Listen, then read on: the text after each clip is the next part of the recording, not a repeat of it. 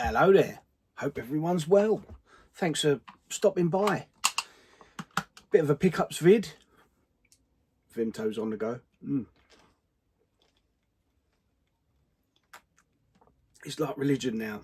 As soon as I sit down, I've got to have a swig.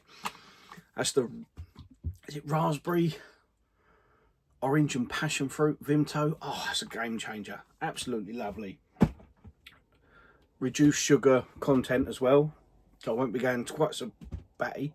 Anyway, I've got a few pickups, a bit of chat, because we like a bit of chat. Anyway, firstly, we've got a new addition to the mini arcade, world's smallest arcade game room, and I'm proper chuffed. For a while now, I've wanted some Sega. In the game room. And I've had the Mega Drive collection on both the PS3 and the Xbox in play, having a go, but there's nothing like having the proper system or a proper way of playing it and experiencing the full library. I haven't got a full set, got 500 and just over 500 games, all PAL region, but it'd be nice to have something in there, I thought, that I could play Mega Drive, maybe Master System.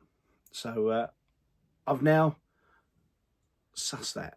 So I've been looking at what's available, because my screens there in the game room, they are HDMI. They're monitors. So two 43-inch LG monitors, and there's only HDMI connections. So that kind of narrows down without going down the route of things I don't understand, like these OSSCs, and there's a lot of cheap sort of converter boxes, and I just thought the reliability or if anything like that goes wrong, I ain't gonna bloody have a clue on how to solve it. So I thought I need to keep it simple. I can cope with simple. And then in an ideal world, if money was no object, a Mega SG. That would be a bit of me. Seeing Ed's and Ollie's Mega SG, and they're absolutely beautiful. I know other people that have got them. I think Stu Tootie's got one as well. They are an absolute beautiful work of art. And if as I say, if money was no object, that'd be straight in there. But at 400-500 quid for the unit, that ain't gonna happen. So we got to downsize a little bit, get a bit more realistic. And then I see Retrohead. Retrohead did a video quite recently, a couple of weeks back, on the Hyperkin Retron. Was it Retron 5? It's that aqua and pink, looks like a overinflated toaster that's been squashed. And he raved about it and said it's absolutely brilliant. And so I was thinking along those lines. But then the way I like to have my consoles is literally Velcro to the wall, all the wires out the way, kind of hidden as best as I can, minimal. And having a big squashed pink and aqua coloured bloody toaster on the wall kind of didn't fit the retro vibe that I was going for.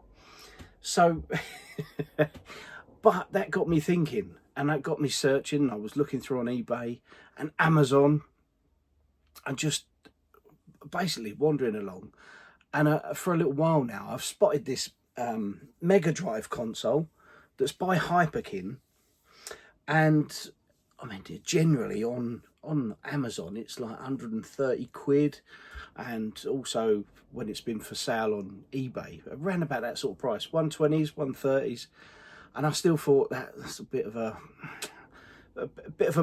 much, really. That we're on a budget. So I've been really impressed with these units. All the old cameras, the old setup's a bit dodge.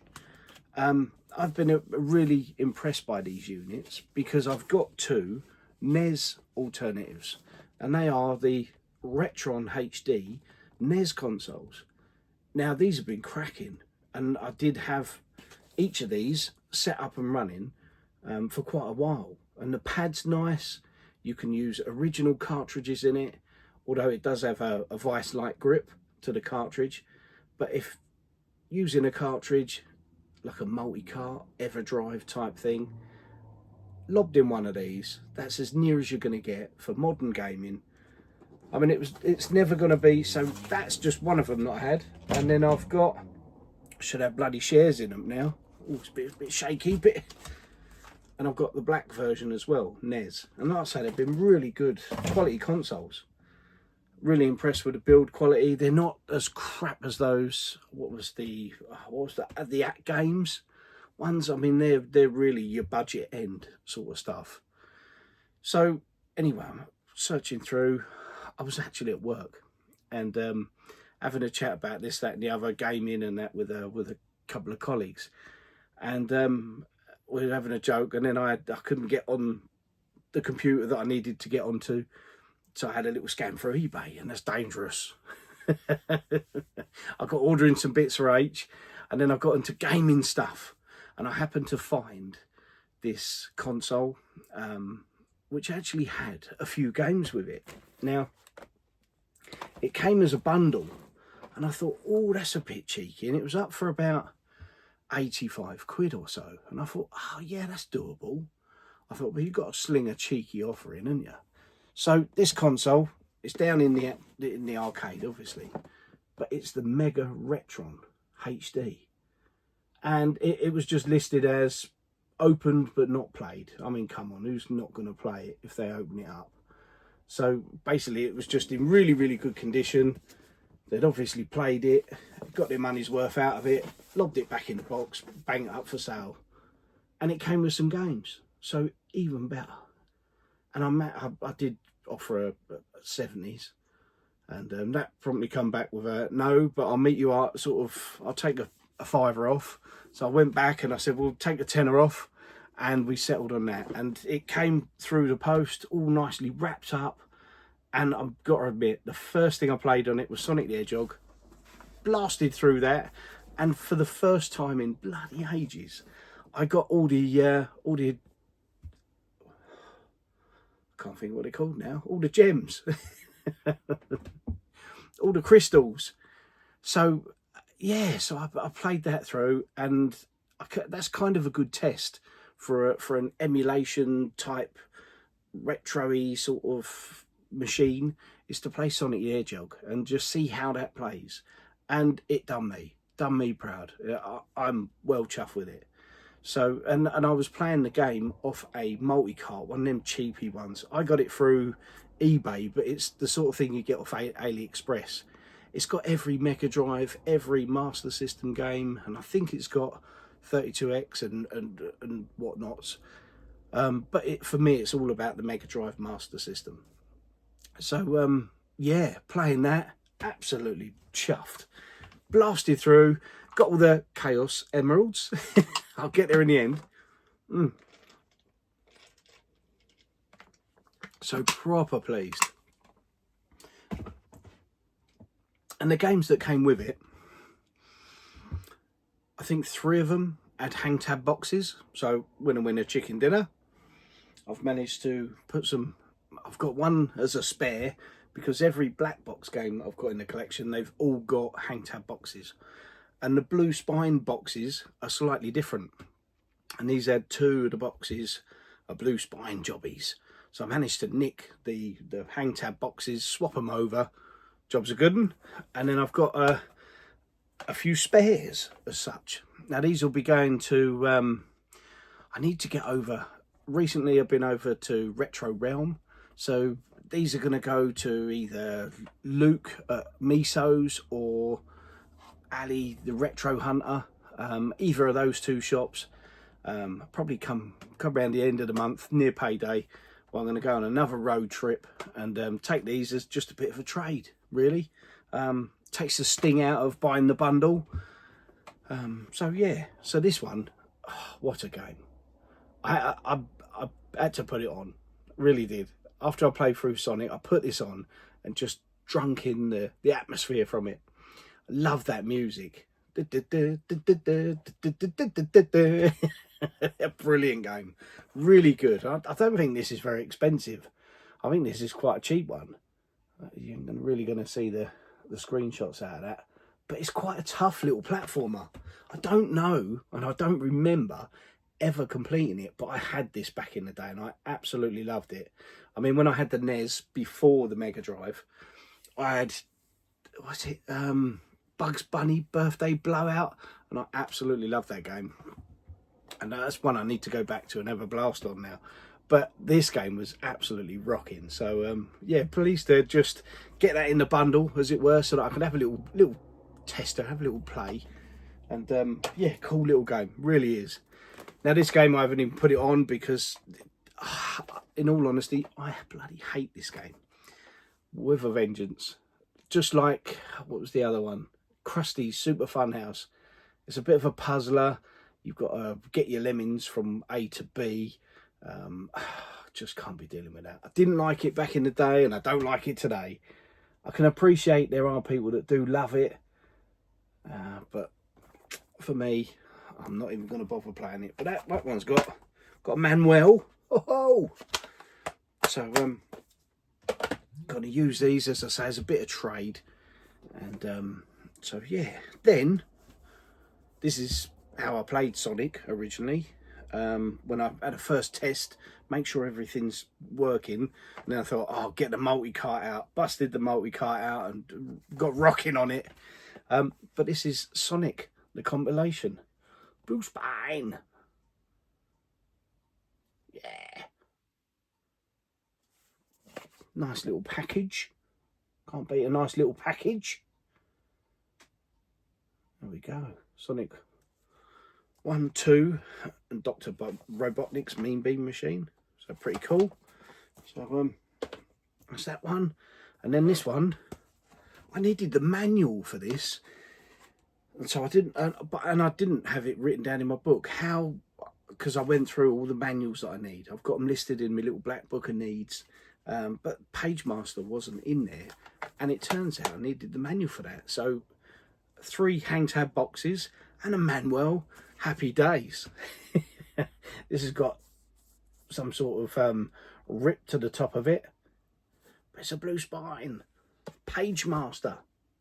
As I say, I don't think any of these games are really worth anything at all, but I'm going to use them for a bit of trades, because funds are a bit tight, so I can get some trades out of that. Happy days.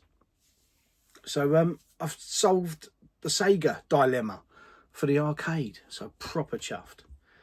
Recently went over to see Scott and at the Retro Realm, and took a bag of treats over there for a bit of trade, and he done me proud. He's always fair.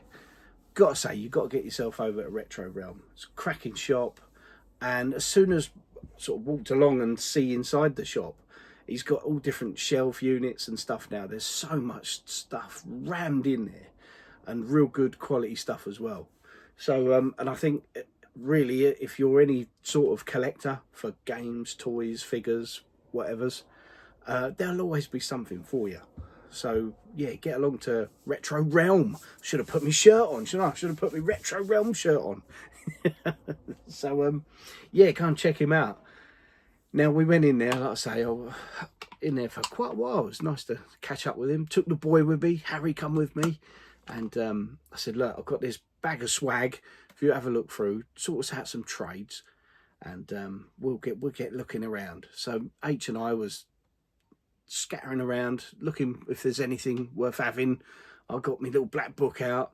Every time I looked at a new game to see if I needed it or not, I get this, Dad, come and look at this. This is cool. Look at this.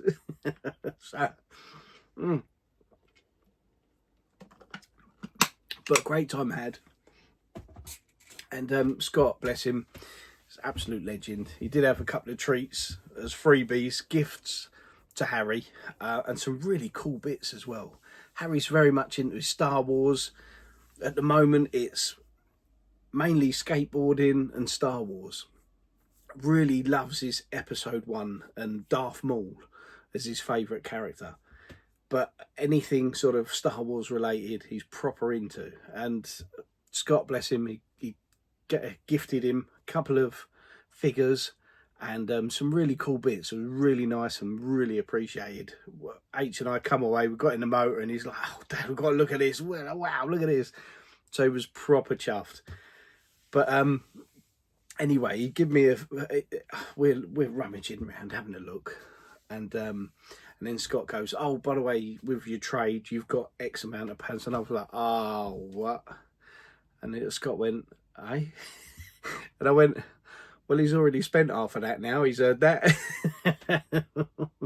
He went, "Oh, right." As if to say, "Ah." So I should have said, laid the law down when I went in there, and keep it on the hush hush. Don't tell the boy. Before you finish the sentence, he'll have spent it. But yeah, we had great fun. I picked up a load of PS1 games, and H got loads of Star Wars related bits and some really cool bits in there. And as I say, Scott did me well on the trade. It was about what I was expecting, to be fair. So I was chuffed with that. And then we picked out loads of bits, and I know Scott likes to do a deal. He looks after you. And we got to a certain point, and then I went, "Right, that's it, I think. That's our lot." And he was like, "Well, that's sort of 15 quid. And I'm like, "What? I can't only spend 15 quid in here." So what about that one, H? Chuck that one on, and chuck that one on. And then we bumped it up a bit, and you can't go there and not spend a bit of dollar. So yeah, but he done me a proper deal. Much appreciated. The odd few PS1 games that I got were decent enough. I haven't cleaned off the sticker residue just yet, but we've got Formula Nippon on the PS1. And at the moment, I'm just ticking off ones that I haven't got, as long as they're not too expensive. This is 2527. So it's quite late in the PlayStation life cycle. But looks like a cool game. Like me racers, I definitely like Formula 1 97 is the one for me. Oh, can't beat it. Then we got a game I'm never going to play. Chessmaster 2. I've got the other Chessmaster, which I presume is Chessmaster. I think it's Chessmaster 3D for some reason. I've got that in my mind. This is 2117. A real big heavy book in this bad boy. The old Goblin Retro Goblin. I don't think this is going to be up there with the heaviest, but that's a doorstop. That's a doorstopper of a manual. Yeah, that's actually really good condition. It's a beast. Get weighing that bad boy. That's the funniest, most bizarre thing I've watched in a while is old Goblin Retro measuring the weight of bloody manuals. Crazy. but it was fun. It was endearing to find out what's the heaviest, and so yeah. Now this is one I always see this, and I'm sure I always see this as one of those classics labels from EA Sports, but this is Championship Bass, and it is 2775. Championship Bass. EA title. Boom. Never going to play it. Not my cup of tea. Or fillet of fish. This one looks quite good. Strike Force Hydra. And I thought, oh, bit of that. And this is one I'm going to actually look to play, because it does look like a shooter. It's probably such a well-known shooter and world-renowned, one of the best ever. I ain't got a bloody clue. But it looks kind of 16-bit-esque, the graphics on it. So, yeah, it's really sort of tempting. 4046. So, yeah, that was really sort of quite a late release. Strike Force Hydra. That's better, you can see it now. Looks pretty cool. And then we got Cyber Tiger. I've got this on the N64, I think. Yeah, I'm pretty sure I've got this on the N64. Or have I? I know it was one I needed. Maybe I still need it. Maybe I don't. I don't mind a bit of golf. I prefer the older golf games when you've got the bar to sort of, and all you've got to think about is press the button for it to start, and as it works up to your power, you press it again, and then you press it again for your aim. I can cope with that. When it went to PlayStation 2, it was all about using the analog sticks, the thumbsticks, and I couldn't really gel with that. I prefer the old, like on the Mega Drive, bit of PGA Tour. Press it, that's your that's your power, and then that's your accuracy. So this is 2370. 2370 on the PS1. Cyber Tiger. And then we got, now I remember having this on the PS2, and I'm sure this came with a DVD of sort of a, almost like a, some sort, well, it was a DVD it come with, and it's Formula 1 2001. I'm bloody sure it did. But you can't go wrong. Oh, look at that. Martin Brundle and Murray Walker. Absolutely awesome. As I say, I loved Formula 1 97. The random sort of commentary by Murray Walker in that was hilarious. Really cool. And this is game 3404. By then, it was sort of talked about, it was coming to the end of the cycle, 2001-ish, that sort of time. I think most had got ready to jump ship by then. But 2001, Formula 1. So quite a few cheapies there. I think I spent in the region of about 30 quid, something like that. And H had the lion's share, standard. But we had great fun, and he really did pick up some cool bits. And then it was sort of the getting home, or that weekend, it was, I got to sort the cabinet out, because he's got a cabinet, 2-door glass cabinet with all Darth Maul orientated stuff on the shelves in there. And we've since added extra shelves in his bedroom to sort out his display, which is a bit of an ongoing thing. So we've got one wall is wrestlers and wrestlers there. Then we got that side is Star Wars all there. Behind him is kind of all his 1/6 scale figures in a cabinet. Is it 1/6 or 1/8? No, 1/6. I don't know. Hot toys and that sort of proper figures in a cabinet, and then random figures on shelves along the top. So and then his skateboards, and what a room. Looking at his room, I just think I'd love to have had a room like that back as a kid. Wow. Anyway, so yeah, so those are my pickups so far. Other than that, not much happening. I've got my system sorted. So I've been playing games, been in that arcade, playing 360, and now mighty Mega Drive. And I've got to have a go on some Master System on it as well. So really looking forward to that. What with all this chitter chatter in the last month about Master System hitting 40 years old, I've really wanted to start having a go on a few games, you know, stuff like Wonder Boy and just the old classics.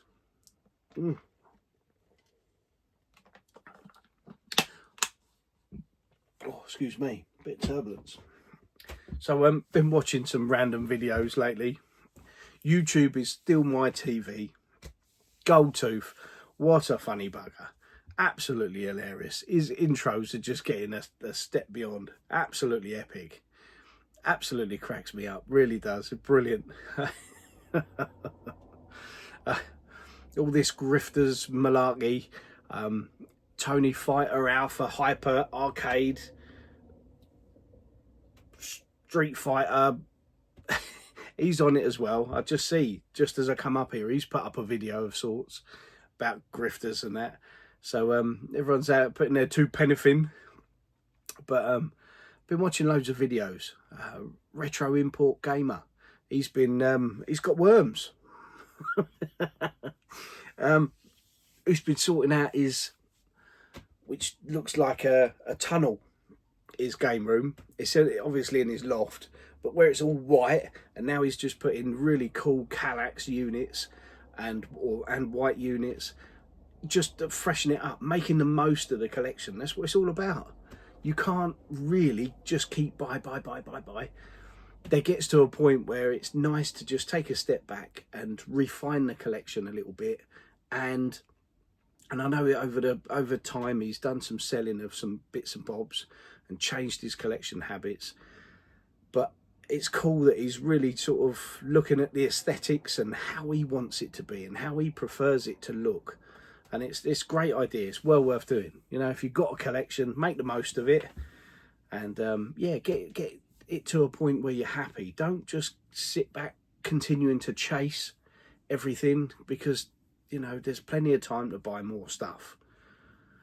But it's really nice that, and I must admit, I'm still sort of up in limbo a little bit with how my loft is. There's crap everywhere. But certain collections I've sort of tinkered with and got looking how I want them to look. So as I come around the corner, I look up here and I'm like, yeah, that's the business. No other bugger can see it apart from me. But yeah, and it's like I've been watching Joe Gaming Girly, and she's been thinning down her collection and fine-tuning and getting rid of certain bits to add more SNES carts. But good luck to her.